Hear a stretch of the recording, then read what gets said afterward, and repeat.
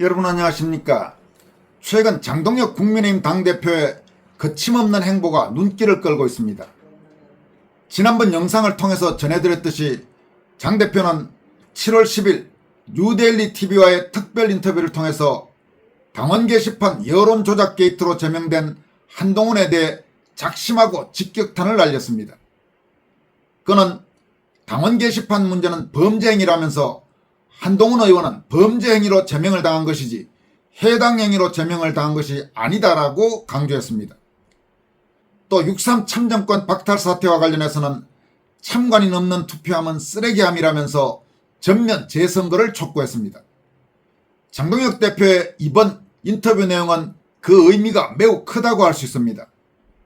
장동혁의 지적처럼 한동훈이 제명된 당원 게시판 여론조작 게이트는 단순한 해당 행위 수준을 넘어서 명백한 불법 혐의가 농후한 사건입니다.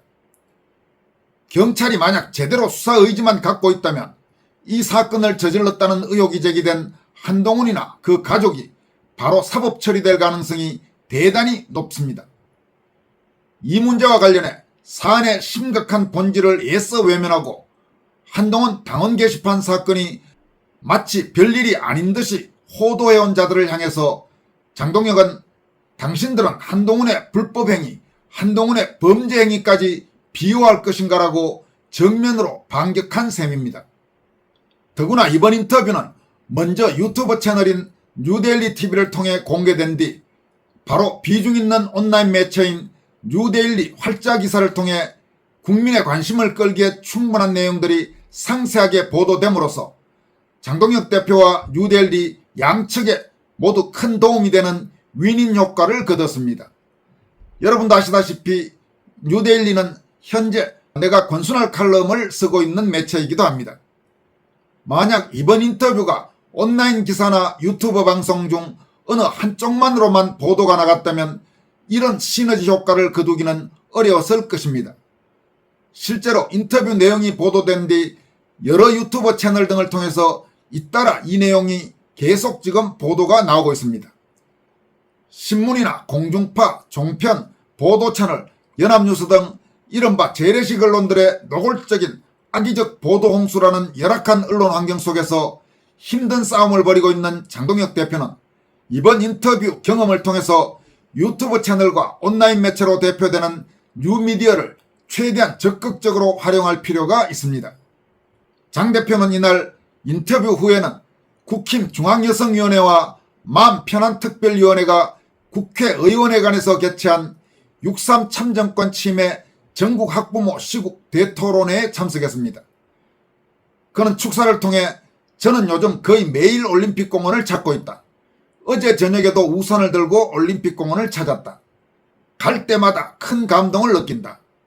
한 손은 자녀의 손을 꼭 잡고 한 손에는 태극기를 든 부모들이 정말 많다면서 이재명 정권과 선관위, 민주당을 강도 높게 질타했습니다. 이에 앞서 장동혁 대표는 지난 7월 8일에는 인천 남동구 국민의힘 인천시당에서 열린 6.3 참정권 박탈 사태 인천 수도권 청년단체 간담회에 참석했습니다. 장 대표는 청년들과의 간담회를 마친 뒤에는 인천 남동구 9월동 로데오 거리에서 열린 참정권 수호 집회에도 참석했습니다. 이날 인천 지역 간담회와 장애 집회에는 신동욱, 김민수, 조광한 최고위원, 정의용 사무총장, 박대출, 강명구, 김태규, 김민전, 이다리, 박성훈, 박준태, 서지영 의원 등도 장 대표와 함께했습니다. 장동혁 대표는 집회에서 많은 시민들이 자신의 이름을 연호하자 제 이름이 아니라 평소 외치던 구호를 외쳐달라고 말한 뒤 6.3 참정권 박탈 사태 후 국민들 사이에 광범위한 공감을 얻고 있는 부정선거, 재선거, 당일투표, 수개표 등의 구호를 시민들과 함께 외쳐 열광적인 환영을 받기도 했습니다. 장 대표는 인천 집회 다음 날인 9일에는 최근 엄청난 국민적 공분을 불러일으키고 있는 광주 여고생 살인범 장윤기 사건과 관련해서 광주경찰청을 항의 방문했습니다. 그는 당초 이날 한성숙 신임 국무총리와의 첫 회동이 예정돼 있었지만 장윤기 사건의 심각성을 인식하고 한성숙과의 회동을 전격 취소하고 광주로 내려갔습니다. 광주경찰청 방문에는 신동욱 수석 최고위원과 김장겸, 서천호, 박준태 의원 등이 함께했습니다. 김영건 광주경찰청장이 제1야당 대표와 국회의원들이 요구한 면담을 거부하고 나서자 장동혁 대표는 다음과 같이 말했습니다. 국민 여러분이 지켜봤을 것이다. 이게 대한민국 경찰의 민낯이다.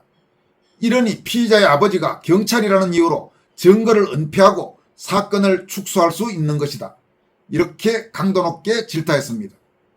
장동혁 대표의 8일 인천 방문과 9일 광주 방문에 동행한 국민의힘 정치인들은 대부분 자유우파 국민들이 선호하는 인사들입니다. 이들 가운데 SBS와 TV조선 출신인 신동욱 최고위원과 MBC 출신 김장겸 의원, 서울신문 출신 박대출 의원은 MBC 출신인 이진숙 의원과 함께 언론계 출신 국힘 국회의원 중 상당히 긍정적 평가를 받는 인사들입니다. 한동훈을 추종하는 한심하기 짝이 없는 일부 언론계 출신 정치인들과는 질적으로도 확연한 차이가 납니다. 최근 장동혁 대표의 일련의 행보는 올림픽공원에서 참정권 수호를 외치는 시민들을 포함해 한국의 양심적 국민들의 목소리를 적극적으로 대변하고 있습니다. 이런 진정성 덕분에 그는 최근 우파 성향 국민이나 국민의힘 지지층이 선호하는 차기 대선 주자 여론조사에서도 독보적인 1위를 달리고 있습니다. 국민의힘 내 기회주의 배신자 세력들은 장동혁이 당권을 계속 장악한 상황에서 다음 총선을 맞는다면 우파 국민과 당원들에게 인기가 없는 자신들은 더 이상 공천받기 어렵다는 위기감 때문에 어떻게든 장동혁을 끌어내리기 위해 거의 발악 수준의 행동을 서슴지 않고 있습니다. 또 국민의힘 특히 박근혜 윤석열 두 대통령 탄핵 정변의 공범이었던 재래식 언론도 자신들의 입맛에 맞지 않는 장동혁 흠집 내기에 연일 혈안이 되어 있습니다. 이런 상황에서 장동혁도 단호하게 결심하고 정면 돌파해야 할 것입니다. 결코 어설픈 타협이나 봉합으로 넘어갈 수는 없습니다. 당원과 자유시민들의 지지를 바탕으로 사생결단의 마음으로 철저히 당내 악성 분탕 세력들의 명백한 해당 행위를 응징해야 합니다. 우선 국민의힘 몫의 국회 부의장 선출과 관련해서 누가 봐도 용인할 수 없는 심각한 해당 행위를 한 조경태와 부산 북구갑 국회의원 보선에서 당이 공천한 박민식 후보가 엄연히 존재하는데도 무소속 출마자인 한동훈을 대놓고 노골적으로 지원한 배현진, 박정훈, 진종호, 고동진 등의 해당 행위에 대한 책임을 반드시 물어야 할 것입니다. 또 해당 행위자들에 대한 징계와 관련해 좌편향 정치 판사들이 가처분 신청해서 또다시 이상한 답을 정해놓고 장난을 칠 경우에 철저히 대비하는 한편 만약 이번에도 판사의 노골적인 장난질이 재현될 경우 해당 판사의 문제점에 대해서도 강력히 대응할 필요가 있습니다. 지금 대한민국의 왜곡된 사법 현실에서는 특히 정당 내 사안과 관련해서 판사의 어떤 판결이나 결정이 났다고 해서 입도 뻥긋하지 않고 예 판사님 잘 알겠습니다라며 무조건 수용할 수 있는 상황이 결코 아니라는 것은 장동혁 대표나 국민의힘이 잘 알고 있을 것입니다. 정권이나 사법부의 부당한 행위에 대해서는 단호히 맞서야 합니다. 지금 장동혁에게는 강력한 권력의지도 반드시 필요합니다. 어떤 난관을 뚫고서라도 다수 당원과 자유시민들과 함께 가면서 다음 전당대회에서도 당대표에 연임되고 차기 총선 공천권을 행사해 기회주의 배신자들이 득세했던 국민의힘 체질을 완전히 바꾸겠다는 강한 의지를 가져야 할 것입니다. 한동훈이 공천권을 행사했던 국민의힘 현재 상당수 국회의원과 당협위원장들, 특히 신동욱을 제외한 서초, 강남, 송파, 강동구 등 서울 강남권 공천자들과 상당수 부산지역 공천자들의 저 한심한 모습들을 우리는 보고 있습니다. 그리고 그들의 모습 위에 장동혁이 당대표로서 공천권을 행사한 이번 6.3 국회의원 재보선 당선자 이진숙, 김태규, 윤용건 의원의 대조적인 행보를 비교할 수 있을 것입니다. 공천권을 가진 제1야당 당대표의 역할이 얼마나 중요한지 바로 알 수 있지 않겠습니까? 그런 제1야당의 중요한 당권을 한동훈, 오세훈 같은 유형의 정치 배신자들이나 눈알만 굴리는 구태 기회주의 기득권자들에게 다시 넘겨주는 일은 반드시 막아야 합니다. 당 안팎의 저질 세력의 집요한 공세에 패배해서 장동혁이 무너지는 것은 장동혁 한 사람만 무너지는 것이 아니라는 사실을 한국의 자유시민과 국민의힘 당원들도 명심해야 할 것입니다. 이어서 7월 7일부터 시행된 한국의 정보통신망법 개정안, 이른바 입틀망법 개정안과 관련해서 미국 국무부가 우려를 강력히 표시했습니다. 미국 국무부는 정통망법 시행에 대한 입장이 있느냐는 연합뉴스의 질의에 대해 한국은 미국 기업들의 과도한 부담을 부과해서는 안 되며 법 시행을 표현의 자유에 대한 검열을 요구하는 수단으로 이용해서는 안 된다고 밝혔습니다. 국무부 대변인은 미국은 정통망법 개정안이 과도한 콘텐츠 규제를 초래하고 표현의 자유를 훼손할 수 있다는 점에 대해 심각한 우려를 갖고 있다며 이같이 밝혔습니다.